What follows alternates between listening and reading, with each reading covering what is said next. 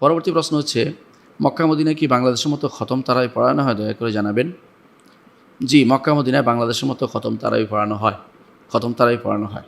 সেটা হয় 10 রাকাতে হোক, কোথাও 10 রাকাতে হয়, কোথাও 20 রাকাতে হয়। কোথাও 10 রাকাতে, কোথাও 20 রাকাতে হয়। এবারে যেহেতু করোনার কারণে 10 রাকাতে হয়েছে। আগে 20 টাকাতে, আবার যদি অবস্থা ভালো হয়ে যায় আবার হয়তো 20 টাকাতেই পড়বে। তো আপনি এই জন্য খতম তারাবি হয় না তা নয়। খতম তারাবি দোষের কিছু নয়। এর মাধ্যমে কোরআন কারীমকে পরিপূর্ণভাবে পড়া হয়, এর মাধ্যমে তেলাওয়াত হয়, এটা করাটা উত্তম। এটা আমাদের যুগ যুগ ধরে আলেমরা করে আসছে। যারা মনে করে যে খতম তারাবি পড়াটা বেদাত, তারা সঠিক কথাটি বলে না।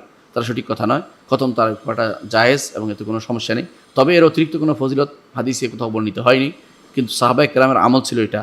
উবাই ইবনে কাব রাদিয়াল্লাহু আনহু তিনি ওমর রাদিয়াল্লাহু আনহুর সময় তিনি পুরো কোরআন পড়তেন এবং সাহাবায়ে কেরাম পুরো কোরআন পড়তেন। কেউ পুরো তাহাজ্জুদে পুরো কোরআন খতম করতেন, স্পষ্ট আছে। সুতরাং কোরআন খতম করা, পুরোপুরি পড়া, এটা একটা ভালো কাজ, এতে কোনো সমস্যা নেই। এটা করা যেতে পারে। এটা বেদাতের কোনো অন্তর্ভুক্ত নয়। যারা বলে বেদাত, তারা নিজেরাই একটা বেদাত করেছে। এটা নিজেরা চালু করেছে। এটা কেউ বলেনি কোনো দিন। কোনো আলেম দিন এটা বলেনি। কোনো আলেম দিন কোনো দিন সেটা বলে না যে এটা বেদাত। এটা পরবর্তী কিছু মানুষের নিজের মন থেকে চালু করা জিনিস, সেটা ঠিক নয়। কোরআনে কারীম যত পড়বেন ততই লাভ। যত সুন্দর করে পড়বেন।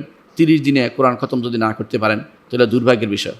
আপনি কোরআনে কারীম সালফে সালেহীন 3 দিনে 5 দিনে করতেন, 3 দিনে করতেন সর্বনিম্ন, 5 দিনে করতেন এবং 7 দিনে করতেন। এই জন্য 7 মঞ্জিল ভাগ করেছেন কোরআনকে, এবং এই মঞ্জিল ভাগ করার দোষণীয় না।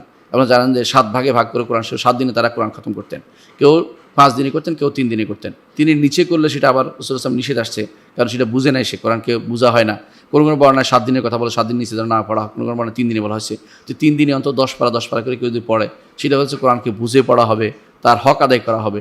এর নিচের দিকের এক রাত্রি থেকেও যারা, আবার ওইটাও ভুল বা সঠিক না, যেটা বলে থাকে এক পায়ের উপর দাঁড়িয়ে এক কোরআন খতম, এরকম সম্ভব না।